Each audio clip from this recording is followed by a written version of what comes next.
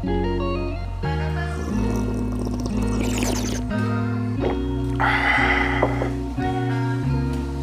that's some good coffee. I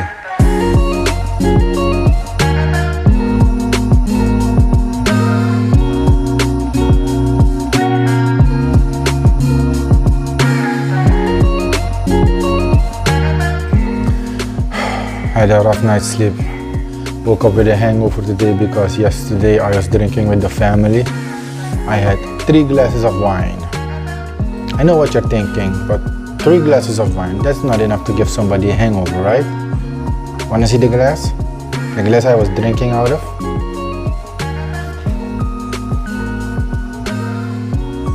I swear. Look, it's almost as big as my head. This glass is 1 bottle of wine. Ooh. I suck at making sounds. I mean music. But anyway, today's not really a good day. Apart from the hangover, I was almost gonna get the flu, but I tackled that sucker and it's almost gone. But my son still has the flu, and also my dog that just gave birth has the flu, I think. I think it's more of a worm problem because I see a lot of poop in the eyes, so we're gonna address that.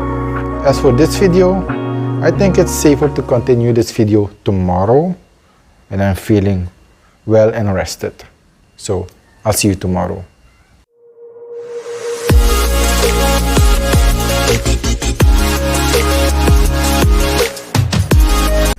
Okay, so welcome back everybody. This is officially the next day.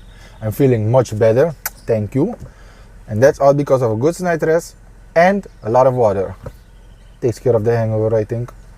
But anyway, we have a lot to do today. We have a lot of ground to cover because we lost a day yesterday. Today we have to take care of some medical stuff for work purposes. I'm not sick, it's just yearly routine. I'm gonna explain it to you on the way, but first we gotta stop at Rock Out because we have an emergency, and I find that they always help me out of the pickle. Just for context, I haven't eaten or drank anything since 11 o'clock last night because in order to take care of this medical stuff, you have to be on an empty stomach. So you can't eat or drink past 11 o'clock the previous night. And I've been awake since 6 o'clock. I'm very thirsty, I'm very hungry. So let's get this taken care of ASAP. Let's go.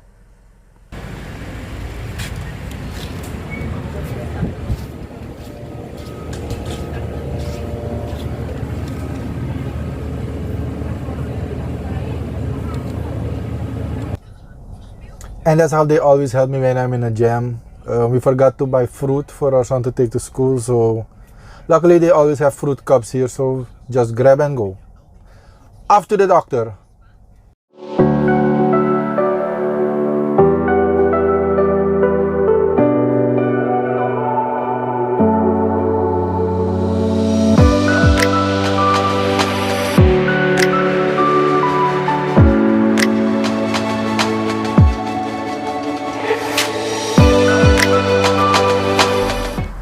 Alright, so we have officially arrived at the doctor.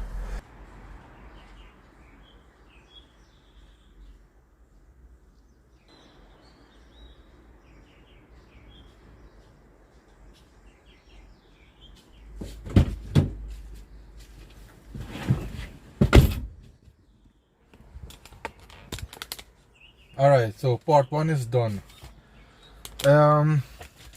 Did you know that this little document actually got me in a lot of trouble 3 years ago?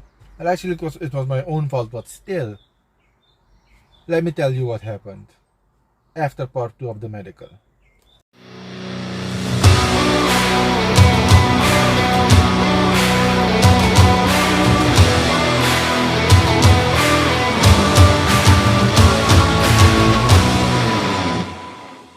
So it's 9 o'clock at morning and there are traffic jams everywhere. Shouldn't you be at work? Technically they could say the same about me, but they don't know my situation. And you never will!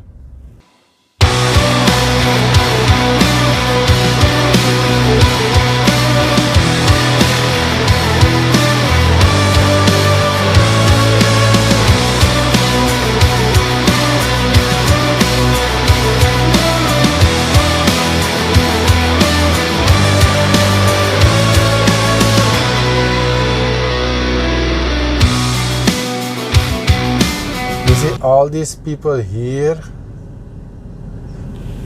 have parked over there, and that's where I need to be. So how the hell are we gonna solve this? Because there are parking spaces here, but it literally says no parking on all the pillars. Alright, so I finally found a parking space. It's a little bit illegal because it's reserved for day up people, but I'm gonna hurry up. I think I should be done before a tow car should arrive because of traffic jams. So let's hurry.